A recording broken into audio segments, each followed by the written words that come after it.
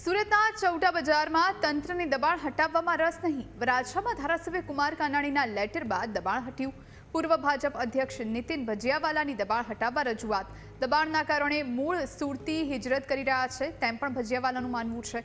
દર્દીઓને લાવવા લઈ જવામાં પણ મુશ્કેલી પડે છે. દુકાનદારો પાથરણાવાળાઓ પાસેથી મોટા ભાડા વસૂલે છે. મૂળ સુરત સાથે જ તંત્ર અન્યાય કરી રહ્યું છે તેમ પણ તેમનું કહેવું છે. જો કોઈ કાર્યવાહી નહીં થાય તો લોકો હિજરત કરવા માટે મજબૂર બનશે.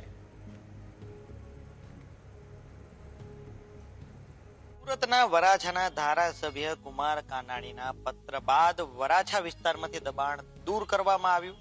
બરોડા પ્રેસ્ટેજ જેવી બજારમાંથી પણ દબાણ દૂર થયું, પરંતુ આ તંત્રને સુરતના ચૌટા બજારનું દબાણ દેખાતું નથી.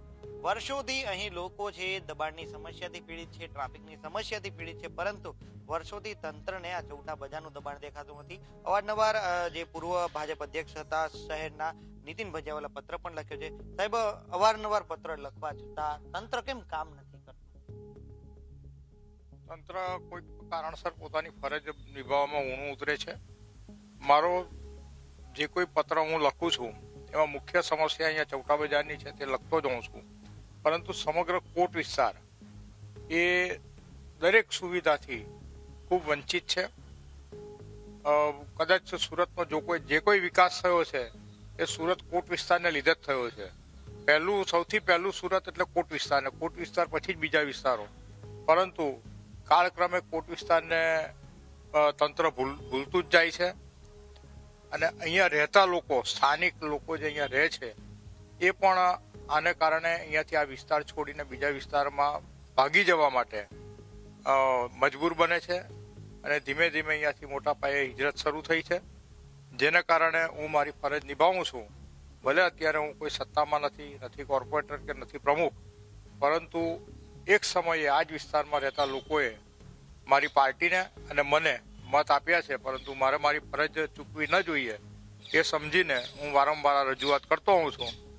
આજે ને કાલે તંત્રએ જાગવું પડશે એ નક્કી બાબત છે. અને આ સમસ્યામાંથી અમારી કોટ વિસ્તારની પ્રજાને મુક્ત તો કરવી જ પડશે.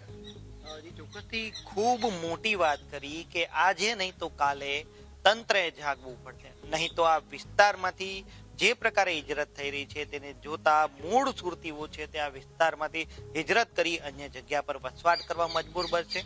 અને તેનું એક મુખ્ય કારણ છે રસ્તા પરના દબાણો, ગેરકાયદેસર પાર્કિંગો અને ચૌટા બજારમાં જે પ્રકારે દુકાનદારો પાથરણાવાળાઓને પોતાના દુકાનની આગળનું પેસેજ ભાડે આપે છે, તેને લઈને તમામ જે મુશ્કેલી છે તે વધી છે. અગાઉ રાજ્યના ગૃહમંત્રી હર્ષ સંઘવી દ્વારા પણ ચૌટા બજારના દબાણને દૂર કરવાનો આદેશ કરાયો હતો, પરંતુ આદેશ બાદ થોડા દિવસ કામગીરી ચાલી અને ફરીથી પરિસ્થિતિ જે છે તે તેવી થતા પૂર્વ ભાજપ અધ્યક્ષ સુરત શહેરના નીતિન ભજીયાવાલા કે તેમને હવે તંત્રનું ધ્યાન દોર્યું છે કે જે પ્રકારે બરોડા પ્રેસ્ટેજના દબાણ દૂર થાય છે તે જ પ્રકારે ચૌટા બજારનું દબાણ પણ દૂર થવું જોઈએ.